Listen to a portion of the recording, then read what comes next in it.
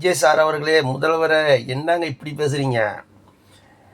பெரம்பலூரில் வந்து 11 மணிக்கு மேலே ஆகிடுச்சு, நீங்கள் வராதிங்க, 10 மணிக்கு மேலே பண்ணக்கூடாது, பிரச்சாரம் பண்ணக்கூடாது, வராதிங்கன்னு தடுத்தாங்க, போகக்கூடாதுன்னு சொன்னாங்க. நீங்கள் பெரம்பலூர் 10 மணிக்கு மேலே பிரச்சாரம் பண்ணவே கூடாது. கொஞ்சம் கூட இது இல்லையே தலைவா, என்ன தலைவா இப்படி இருக்கீங்க? நான் கூட உங்களை என்னமோ நினச்சேன் ஆரம்ப காலத்துலலாம்.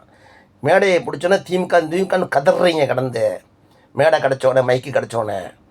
பெரம்பலூரில் 10 மணிக்கு மேலே போகக்கூடாதுன்னு தடை பண்ணாங்க போலீஸ், காவல்துறை.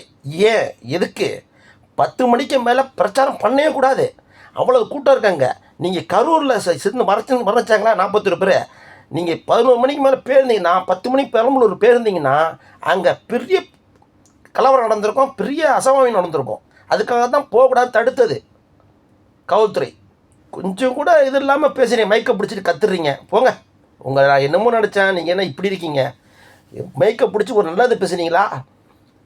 மீட்டிங் மைக்கு பிடிச்சோன்னே திமுகன்னு கதறீங்க. வேறு ஏதாவது மக்களுக்கான ஒரு பிரயோஜனமாக ஏதாவது பேசுனீங்களா?